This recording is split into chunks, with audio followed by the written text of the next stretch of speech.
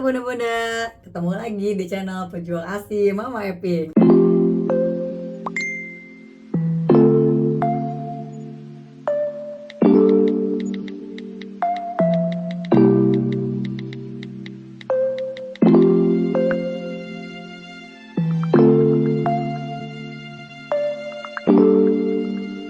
Di video kali ini aku tuh mau share kapan sih sebenarnya moms itu mulai pumping. Jadi sering banget nih ada teman-teman aku yang misalnya baru lahiran dan dia udah nanya, aku mau beli pumping merek apa ya gitu. Karena sejatinya kalau misalnya baru lahiran itu kan masih cuti melahirkan nih, jadi nggak usah dulu di pumping. Sebenarnya pumping itu tidak harus langsung setelah melahirkan. Yang harus memfokuskan pada saat mau melahirkan adalah menyusui langsung atau yang biasa disebut DBF, Direct Breastfeeding. Karena jika DBF-nya sukses, nanti mudah-mudahan ke depannya pasti pumpingnya juga sukses nih sampai selesai menyusui 2 tahun. Jadi kalau moms yang baru mau lahiran, yang paling pertama harus mom beli itu bukan bonser-bonser ya, tapi nih buku Fakta ASI Menyusui. Itu tuh di situ banyak sekali pengetahuan-pengetahuan ASI yang bisa langsung mom pelajari dan praktekkan nanti. Jadi ASI itu tidak cuma main tempel doang terus selesai, banyak banget loh ilmunya. Dan hati-hati kalau kita nggak tahu ilmunya, kita akan tenggelam dengan mitos-mitos dari orang tua, dari mertua, dari teman yang bilangnya udah lebih pengalaman anaknya banyak. Hati-hati ya, lebih baik kita tahu dari sumber aslinya daripada dari pengalaman-pengalaman orang, karena pengalaman orang itu bisa beda-beda loh, karena setiap kondisi orang itu juga berbeda-beda. Terus yang kedua adalah beli buku 1000 hari pertama, karena kita harus tahu dulu nih konsep yang benar mengenai gizi yang diperlukan anak dari umur 0 hari di kandungan sampai 24 bulan. Jadi 1000 hari pertama itu dimulai dari hari ke-0 kandungan ya sampai umur 2 tahun. Sehingga kita nggak akan galau nih nanti masalah ASI, masalah MPASI, masalah jam tidur, masalah penyakitnya dan lain sebagainya. Nah, kalau moms udah punya awareness atau keingintahuan atau mom sudah memiliki keinginan nih untuk memberikan ASI eksklusif selama 2 tahun, mau apapun itu caranya, mau DBF, mau pumping, mau mix, sebisa mungkin mom melakukan 7 kontak laktasi. Jadi 7 kontak laktasi itu ibarat kita tuh melakukan konsultasi ke dokter laktasi atau bidan laktasi. Ingat ya, tidak semua bidan itu konselor laktasi dan tidak semua dokter anak atau dokter kandungan itu konselor laktasi. Jadi cari dokter atau bidan laktasi. Nah, 7 kontak laktasi itu dilakukan pada saat moms berumur 4 bulan, 7 bulan, 9 bulan pada saat melahirkan atau sekaligus IMD, inisiasi menyusui dini, pada saat moms masih dirawat di rumah sakit, lalu pada saat bayi umur 1 minggu, 2 minggu, dan juga 40 hari.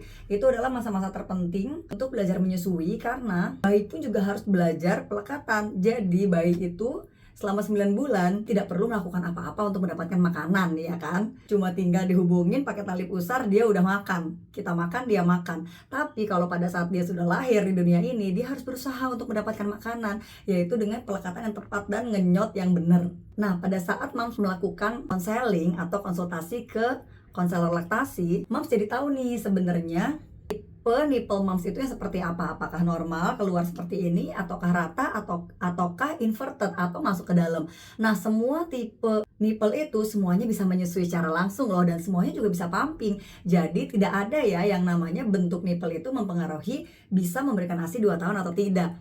Nah, karena mom sudah melakukan konsultasi, jadi mom sudah tahu nih tips triknya sebelum anak lahir harus menyusuinya seperti apa caranya. Karena menyusui yang benar itu bukan dari nipple, tapi dari aerola loh mom. Tahu nggak sih aerola itu adalah lingkaran di sekitar nipple moms. Biasanya nih warnanya akan menggelap pada saat hamil. Kenapa? Agar terlihat kontras dan bayi jadi bisa tahu di mana sih tempat aku menyusu.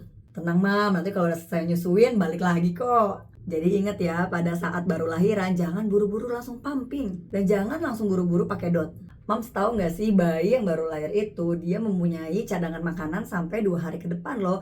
Jadi tidak usah galau kalau dalam 2 hari tersebut ASI mom belum menetes secara deras. Dan moms tahu nggak sih kalau bayi baru lahir itu 1 harinya dia hanya membutuhkan 1 sendok teh ASI loh. Jadi bukan berbotol-botol ASI ya. Jadi kalau moms nih yang biasanya lahiran terus pasti selalu bilang, aduh ASI aku belum keluar nih. Padahal itu udah ada ASInya loh mam, namanya kolostrum. Kolostrum itu adalah cairan ASI pertama pada saat bayi baru lahir. Dan bentuknya itu kadang bening atau kadang sedikit kekuningan. Dan teksturnya itu kental, jadi tidak sor-sor gitu ya. Nah, tahu nggak sih kolostrum itu isinya sangat banyak dan sangat baik untuk Daya tahan tubuh bayi yang baru lahir nih, yang biasanya belum kuat sistem imunnya. Jadi moms yang suka bilang, itu ASINya belum keluar, jadinya aku langsung kasih sufor. Itu salah ya, itu kolostrumnya udah ada dan itu lebih dari cukup. Gimana caranya agar ASI itu lebih deras? Kita harus selalu menstimulasi PD dengan cara melakukan pelekatan yang benar agar otak kita terstimulasi nih dan memberikan produksi yang lebih banyak. Mungkin kita mengira bayi yang menyusui langsung itu mulutnya akan menempel dengan nipple seperti ini. Itu salah ya, itu adalah pelekatan yang salah. Kalau nempelnya hanya dengan nipple seperti ini, ASINya yang keluar tidak akan banyak dan bayi akan terus merasa lapar. Jadi bukan ASINya yang kurang, tapi cara bayi untuk mendapatkan ASINya yang kurang benar. Ingat, ASI itu pasti cukup, Mam. Percaya deh. Pelekatan yang benar itu adalah PD moms itu masuk ke mulut bayi sampai ke areola, sehingga mulut bayi itu akan terbuka sangat lebar dan mungkin bibirnya akan jeding, melebar dan menempel ke dagu serta ke bawah hidungnya. Jadi pada saat aku dulu konseling dengan bidan laktasi, katanya semakin jeding itu semakin cakep, Mam. Nih aku kasih lihat fotonya ya, kayak gini nih. Nah, kalau kayak gini tuh yang salah. Jadi tipsnya kalau ingin ASI mam bertambah banyak itu adalah setiap 2 jam sekali bayi harus disusuin. Biasanya bayi yang baru lahir itu kerjanya tidur terus. Nah pada saat itu mams harus bangunin ya. Jadi kalau misalnya dia ketiduran udah lebih dari 2 jam, mams harus bangunin. Dia bisa diklitik-klitikin kakinya, bisa diusap-usap ya kan. Atau bahkan aku dulu sampai basahin tangan aku, terus aku usap-usap mukanya. Ayo nak bangun, nanti kamu lapar. Ayo kita minum susu dulu. Nah kadang bayi yang baru lahir belum selesai menyusui nih udah ketiduran. Nah jadi ingat ya mams, kalau misalnya lagi menyusui lalu baru 10 menit bayinya udah ketiduran, itu masih harus dibangunin loh. Tanda-tanda bayi yang kenyang ASI itu adalah mulutnya lepas sendiri nih dari PD mams. Jadi bukannya ketiduran di PD mams ya. Kalau ketiduran di PD mams, mams harus bangunin. Ayo nak bangun nak, ayo minum lagi, ayo kitik kayak gitu. Sehingga dia akan terus mengenyot dan dia akan selesai kalau udahan. Nah jadi pertanyaannya tadi kapan sih mulai pumping? Biasanya mulai pumping itu mepet-mepet aja kalau kita udah mau mulai bekerja. Atau misalnya kalau moms di rumah dan moms mengerjakan semua pekerjaan rumah, moms sudah bisa mulai pumping sambil melakukan pekerjaan rumah. Nah untuk moms yang bekerja ataupun di rumah mengurusi semua kebutuhan rumah nih sampai kakak-kakaknya, moms penting banget juga nih punya bra selip corong kayak gini. Jadi moms bisa pumping sambil nyambi semua pekerjaan moms. Ingat ya moms, pumping itu disambi bukan disempet-sempetin. Jadi ketika moms mau mulai pumping, moms nggak usah pusingin berapapun hasilnya, tapi yang moms harus pegang adalah jadwal dan juga durasi yang disiplin. Oke, semoga membantu ya moms. Coba deh moms share-share di sini, moms kapan sih mulai pumping? Jangan langsung pusing pumping dari awal lahir ya. Semoga videonya membantu. Jangan lupa like, share, komen dan juga subscribe. See you on next video.